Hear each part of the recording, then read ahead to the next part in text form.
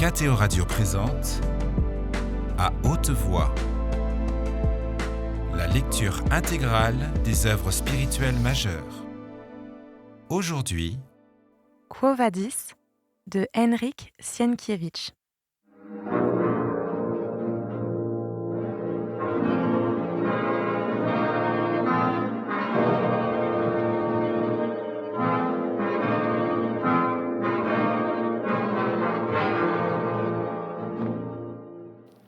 Quilon, interrompit Pétrone. Dans ton récit, le mensonge flotte à la surface de la vérité comme l'huile sur l'eau. Tu nous as apporté des nouvelles importantes, je ne le nie pas. Je certifie même qu'un grand pas a été fait sur la voie qui mène à la découverte de Ligie. Mais n'enjolive pas tes informations de mensonge. Comment s'appelle ce vieillard qui t'a appris que les chrétiens se reconnaissaient au signe du poisson ? Euryssus, Seigneur. Pauvre, malheureux vieillard. Il m'a rappelé Glaucus, le médecin que j'ai défendu contre les brigands, et c'est surtout cela qui m'a ému. Je te crois quand tu dis que tu as fait sa connaissance, et je pense que tu sauras en profiter. Mais tu ne lui as pas donné d'argent. Tu ne lui as pas donné un seul as, tu m'entends ? Tu ne lui as rien donné. Mais je l'ai aidé à porter ses seaux, et j'ai parlé de son fils avec la plus grande compassion. Eh bien oui, Seigneur, vous avez raison. Rien n'échappe à la perspicacité de Pétrone. En effet, je n'ai pas donné d'argent. Ou plutôt, je lui en ai donné en pensée, dans mon esprit. Ce qui, s'il était un vrai philosophe, devrait lui suffire. Je lui en ai donné parce que j'ai considéré qu'un tel acte était indispensable et utile. Car, pense un peu, Seigneur, comme cela me considéraient d'emblée tous les chrétiens, comme cela me rapprocherait d'eux, quelle confiance cela éveillerait en eux. C'est vrai, concéda Pétrone, et tu aurais dû le faire. Je viens justement ici pour pouvoir le faire. Pétrone se tourna vers Vinicius. Ordonne-lui de compter 5000 sesterces, mais dans sa tête, dans son esprit. Cependant, Vinicius dit à Quilon : Je vais te donner un domestique qui portera la somme nécessaire. Toi, de ton côté, tu diras à Euryssus que le domestique est ton esclave, et, en la présence de celui-ci, tu remettras l'argent au vieillard. Mais comme tu as apporté une nouvelle importante, tu obtiendras la même somme pour toi-même. Viens chercher le domestique et l'argent ce soir. Voilà un vrai César, s'exclama Quilon. Permets-moi, Seigneur, de te dédier mon œuvre. Permets-moi, Seigneur, de te dédier mon œuvre.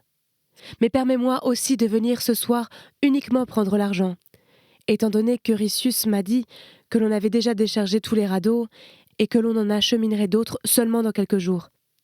Que la paix soit avec vous. C'est sur ces paroles que se quittent les chrétiens. Je vais m'acheter une esclave, ou plutôt, je voulais dire un esclave. On prend les poissons à la ligne et les chrétiens aux poissons. Pax vobiscum.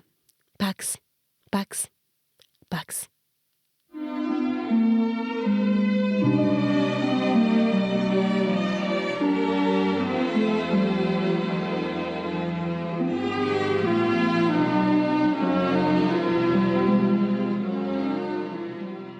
Pétrone à Vinicius. Je t'envoie d'Antium, par un esclave qui a toute ma confiance, cette lettre à laquelle je veux croire tu répondras sans trop tarder, bien que ta main soit plus habituée à l'épée et à la lance qu'à la plume, et me fera parvenir ta réponse par le même émissaire. Je t'ai quitté alors que tu étais sur une bonne piste et plein d'espoir. J'en déduis ou bien que tu as déjà assouvi tes doux désirs dans les bras de Ligie, ou bien que tu les assouviras avant même que le véritable vent d'hiver ne souffle des cimes du Soracte sur la Campanie. Ô mon cher Vinicius, que la déesse aux cheveux dorés de Chypre soit ton inspiratrice, et toi, le maître de cette aurore lygienne qui fuit le soleil de l'amour. Souviens-toi toujours que le marbre, fût-il le plus précieux, n'est rien, et qu'il ne prend de valeur réelle que lorsque la main du sculpteur le transforme en chef-d'œuvre. Sois, toi, Carissime, ce sculpteur. Il ne suffit pas d'aimer. Encore faut-il savoir aimer et savoir apprendre l'amour. La plèbe, les animaux même, connaissent la volupté. Mais l'homme véritable se distingue d'eux par ceci précisément qu'il la transforme en un art noble. Et, s'en délectant, il le sait, il a conscience de toute sa valeur divine, et par là même, il rassasie non seulement son corps, mais aussi son âme. Parfois, lorsque je songe ici à la vanité, à la précarité et à l'ennui de notre vie, il me vient à l'idée que c'est toi peut-être qui as fait le meilleur choix, et que ce n'est pas la cour de César, mais la guerre et l'amour, qui sont les deux seules choses pour lesquelles il vaille la peine de naître et de vivre. Tu as été heureux à la guerre, sois-le aussi en amour. Car si tu es curieux de savoir ce qui se passe à la cour de César, je te le relaterai de temps en temps. Nous voilà donc à Antium, où nous choyons notre voie céleste. Nous continuons cependant de haïr Rome. Nous projetons de nous rendre en hiver à Bayès pour nous produire en public à Naples, dont les habitants, en tant que Grecs, sauront mieux nous apprécier que cette tribu de louveteaux qui peuple les bords du Tibre. Les gens accourront de Bayès, de Pompéi, de Putéola, de Cume, de Stabie. Nous ne manquerons ni d'applaudissements ni de couronnes, et ce sera un encouragement à l'expédition projetée en Achaïe. Se souvient-on de la petite Augusta ? Oui, nous la pleurons encore. Nous chantons des hymnes de notre propre crue, si merveilleux que les sirènes, jalouses, se sont cachées dans les abîmes les plus profonds d'Amphitrite. Les dauphins, en revanche, nous écouteraient si le mugissement de la mer ne les en empêchait. Notre douleur ne s'est pas apaisée jusqu'alors, aussi l'exhibons-nous sous toutes les formes que la sculpture nous apprend, en veillant soigneusement à ce qu'elle nous embellisse et à ce que les gens sachent reconnaître cette beauté. Ah, mon cher, nous mourrons pitres et cabotins.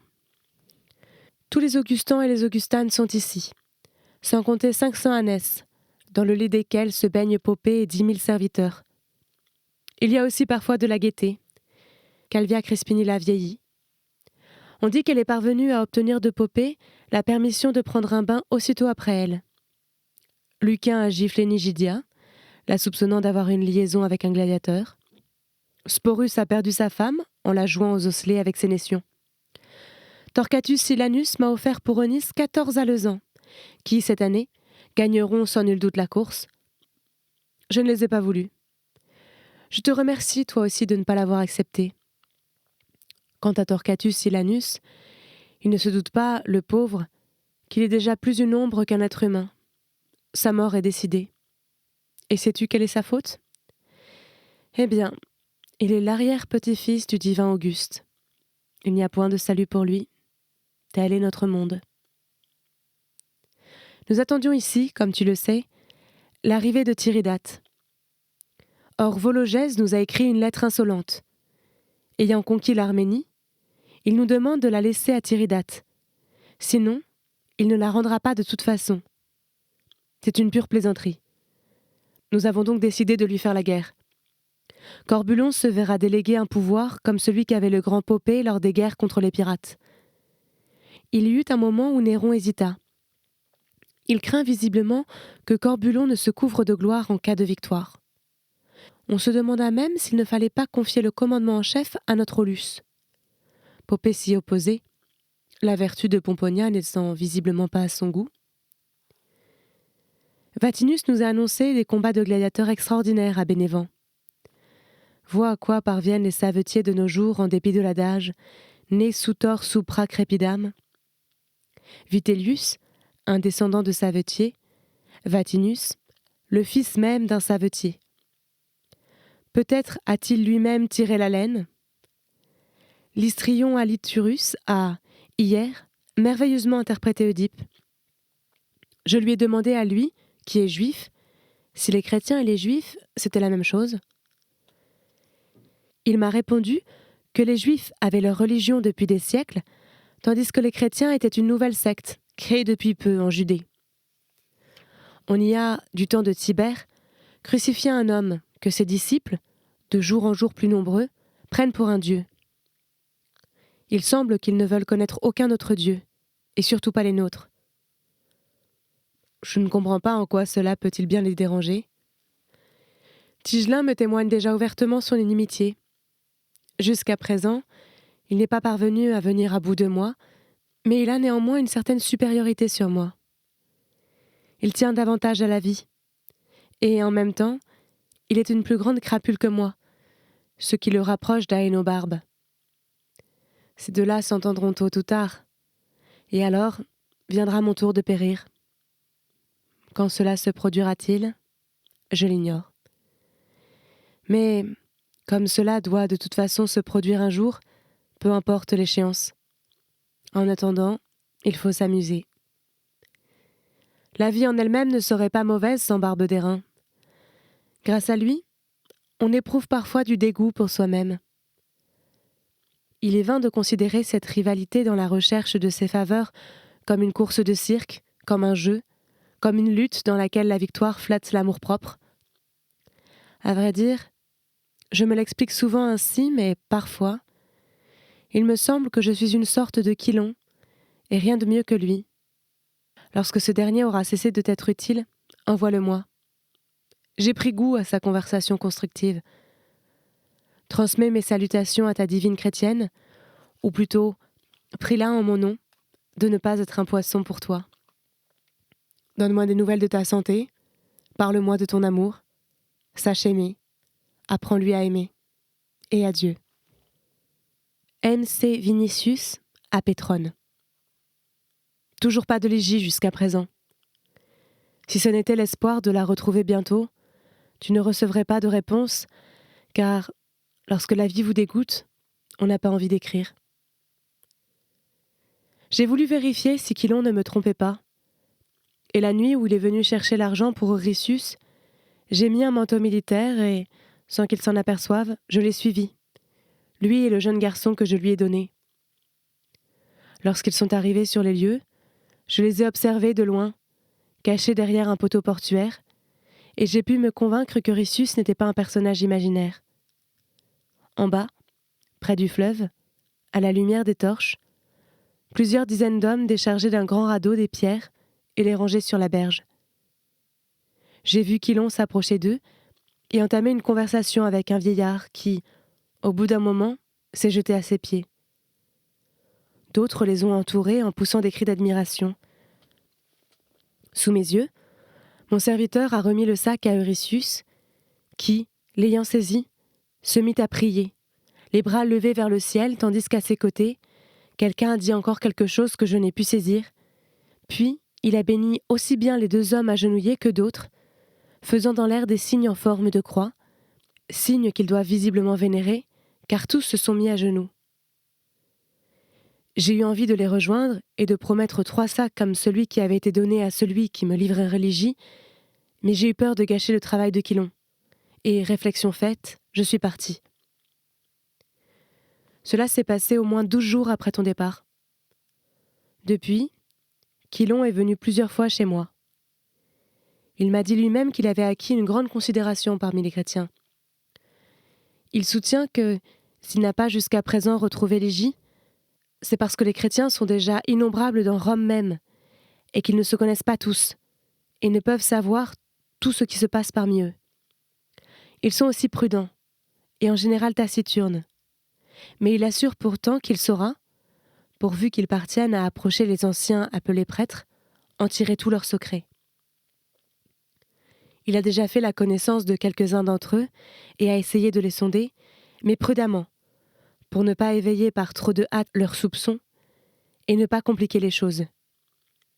Et, quoiqu'il soit dur d'attendre, quoique je manque de patience, je sens qu'il a raison. Et j'attends. Il a appris aussi qu'ils avaient des lieux communs de prière, souvent au-delà des portes de la ville, dans des maisons vides, et même dans les arénariats.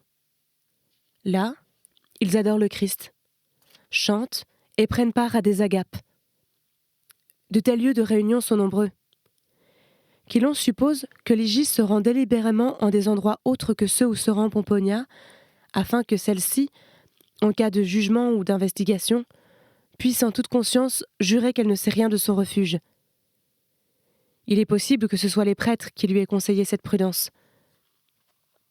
Lorsque Quilon aura déjà connaissance de ces endroits, je m'y rendrai avec lui. Et si les dieux me permettent d'y apercevoir Légie, je te jure sur Jupiter que cette fois, elle ne m'échappera pas. Je pense constamment à ces lieux de prière. Quilon ne veut pas que j'aille avec lui. Il a peur. Mais moi, je ne puis rester chez moi. Je la reconnaîtrai aussitôt, même déguisée ou voilée. Ils se réunissent là-bas la nuit, mais moi, je la reconnaîtrai même la nuit. Je reconnaîtrai partout sa voix et ses gestes. J'irai moi-même déguisée, et je ferai attention à tous ceux qui entrent et sortent. Je pense continuellement à elle, alors je la reconnaîtrai. Quilon devrait venir demain, et nous irons. Je prendrai une arme. Plusieurs de mes esclaves envoyés en province sont rentrés bredouilles. Mais maintenant, je suis sûre qu'elle est ici, dans la ville, et peut-être même non loin d'ici. J'ai moi-même visité bon nombre de maisons sous prétexte de les louer. Chez moi, elle sera 100 fois mieux, car c'est toute une fourmilière de miséreux qui vit là-bas. C'était encore mal fait, je reprends. Car c'est toute une fourmilière de miséreux qui vit là-bas. Tu penses bien que je ne lui refuserai rien. Tu m'écris que j'ai fait un bon choix. Eh bien, j'ai choisi les soucis et les tourments. Nous irons d'abord dans les maisons qui se trouvent dans la ville, puis dans celles au-delà des portes de Rome. L'espoir que chaque jour apportera quelque chose de nouveau demeure. Autrement, il ne me serait pas possible de vivre. Tu me dis qu'il faut savoir aimer. Je suis moi aussi parler d'amour avec Légie, mais maintenant, je ne fais que languir. Je passe mon temps à attendre Quilon, et il m'est insupportable de rester à la maison. Adieu.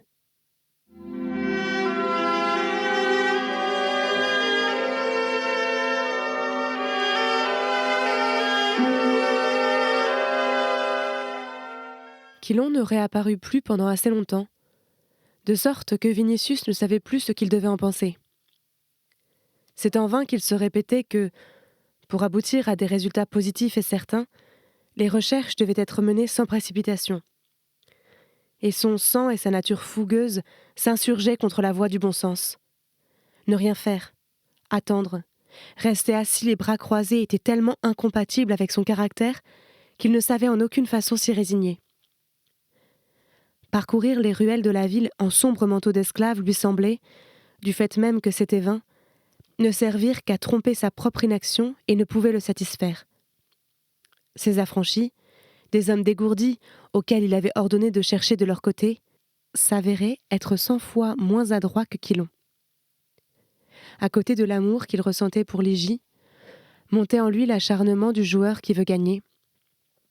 Vinicius avait toujours été tel. Depuis ses plus jeunes années, il accomplissait ce qu'il voulait avec la passion de quelqu'un qui ne comprend pas que l'on puisse ne pas réussir quelque chose et qu'il faille renoncer à quelque chose. La discipline militaire avait, à vrai dire, maté pour un temps son penchant pour les décisions et actes arbitraires, mais elle lui avait en même temps inoculé la conviction que tout ordre donné à un subalterne devait être exécuté. D'autre part, un séjour prolongé en Orient, parmi des gens flexibles et habitués à une obéissance d'esclaves, n'avait fait que renforcer sa croyance qu'il n'y avait pas de limite à son « je veux ». En ce moment, donc, il se sentait terriblement blessé dans son amour-propre. Il y avait de plus, dans ses adversités, dans cette résistance, et dans la fuite même de Légie, quelque chose d'incompréhensible pour lui, une énigme dont la solution tourmentait mortellement son esprit. Il sentait qu'Acté avait dit la vérité et qu'il n'était pas indifférent à Légie. Mais s'il en était ainsi, pourquoi avait-elle préféré l'errance et la misère à son amour, à ses caresses et à une vie douillette chez lui? Il ne savait trouver de réponse à la question. En revanche, il arrivait seulement au vague sentiment qu'il existait entre lui et Légie et entre leur conception de la vie, entre son monde à lui et à Pétrone et celui de Légie et de Pomponia, une différence et un malentendu profond comme un gouffre que rien ne saurait combler ni niveler. Il lui semblait alors qu'il allait inexorablement perdre Ligie. Et à cette seule pensée, il perdait ce reste d'équilibre que Pétrone voulait maintenir en lui. Par moments, il ne savait plus s'il aimait Ligie ou s'il la haïssait. Il ne comprenait qu'une chose, qu'il lui fallait la retrouver et qu'il préférerait que la terre l'engloutisse plutôt que de ne pas la revoir et de ne pas la posséder. Dans son imagination, il la voyait parfois avec autant d'honnêteté que si elle eût été devant lui. Il se rappelait chaque mot qu'il lui avait dit et qu'il avait entendu d'elle. Il la sentait toute proche. Il la sentait sur sa poitrine, dans ses bras, et le désir l'envahissait alors comme une flamme. Il l'aimait et il l'appelait. Et lorsqu'il songeait qu'elle l'avait aimé et qu'elle aurait pu lui accorder tout ce qu'il désirait d'elle, un lourd, un immense regret l'étreignait, et une grande tendresse, telle une vague infinie, inondait son cœur. Mais il avait aussi des moments où il pâlissait de rage et se délectait à la pensée des humiliations et des tourments qu'il lui infligerait lorsqu'il l'aurait retrouvée. Il voulait non seulement la voir, mais la voir comme esclave avilie. Et en même temps, il sentait que si on lui donnait à choisir entre être son esclave ou ne plus la revoir de sa vie, il préférerait être son esclave. Certains jours, il pensait aux traces que laisserait sur son corps un bâton. Et en même temps, il aurait voulu couvrir ces traces de baisers. Il lui venait aussi à l'esprit qu'il serait heureux de pouvoir la tuer. Ce déchirement, ce tourment, cette incertitude, cette détresse avait miné sa santé et même altéré sa beauté. Il était devenu aussi un maître intraitable et cruel. Ses esclaves, et même ses affranchis, l'approchaient en tremblant, et lorsque des châtiments leur étaient infligés sans cause, autant impitoyables qu'injustes, ils commencèrent à le haïr secrètement. Lui, percevant cela et ressentant son isolement, se vengeait sur eux avec d'autant plus de férocité. Désormais, il ne se retenait qu'avec Quilon, par crainte qu'il ne cessât ses recherches. Celui-ci, s'en étant rendu compte, commença à le dominer et à devenir de plus en plus exigeant. Au début, à chaque fois qu'il venait, il assurait Vinicius que l'affaire serait menée rondement et sans encombre. Maintenant, il inventait des difficultés et, sans cesser, à vrai dire, de garantir l'aboutissement infaillible de ses recherches, il ne cachait pas cependant qu'elles devaient durer encore longtemps. Après de longs jours d'attente, il vint enfin avec un visage tellement lugubre que le jeune homme pâlit à sa vue, et, se précipitant vers lui, il eut à peine la force de lui demander « Elle ne se trouve pas parmi les chrétiens ?»« Si, Seigneur, » répondit Quilon.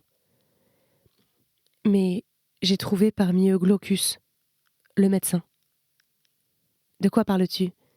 Et qui est cet homme ? » ?»« Tu as donc oublié, Seigneur, le vieillard avec lequel j'ai voyagé de Naples à Rome ? C'est en le défendant que j'ai perdu ses deux doigts, ce qui m'empêche de tenir une plume dans la main. Les brigands qui ont enlevé sa femme et ses enfants l'avaient frappé d'un coup de couteau. Je l'ai laissé agonisant dans une auberge près de Minturnae, et je l'ai longtemps pleuré. Hélas, je me suis rendu compte qu'il vit encore et qu'il fait partie de la communauté chrétienne de Rome. Vinicius, qui n'arrivait pas à voir de quoi il s'agissait, comprit seulement que ce Glaucus était un obstacle dans la recherche de Ligie. Aussi maîtrisa-t-il la colère qui montait en lui et dit-il : « Si tu l'as défendu, il devrait en être reconnaissant et t'aider. » Ah, illustre tribun. Les dieux eux-mêmes ne sont pas reconnaissants, alors que dire des hommes ? Oui, ils devraient m'être reconnaissants. Malheureusement, c'est un vieillard sénile en raison de son âge et des soucis, ce qui fait que, loin de m'être reconnaissant, il m'accuse, à ce que m'ont fait savoir ses coreligionnaires, d'avoir été de connivence avec les brigands et d'être la cause de ses malheurs. Telle est la récompense pour 2 doigts perdus. Je suis sûr, Frépon, que c'était comme il le dit, opina Vinicius. En ces cas, tu en sais plus que lui, Seigneur, répondit Quilon avec dignité. Car lui, il ne fait que supposer qu'il en était ainsi. Ce qui, toutefois, ne l'empêcherait pas de faire appel aux chrétiens et de se venger sur moi cruellement. Il le ferait infailliblement. Les autres, De leur côté, l'être est sans faute. Par bonheur, il ignore mon nom. Dans la maison de prière où je l'ai rencontré, il ne m'a pas aperçu. Moi, pourtant, je l'ai reconnu aussitôt et, tout d'abord, j'ai eu envie de lui sauter au cou. Je me suis retenue par prudence et parce que j'ai l'habitude de réfléchir à chaque pas que j'ai l'intention de faire. À la sortie de la maison de prière, j'ai donc commencé à me renseigner sur lui.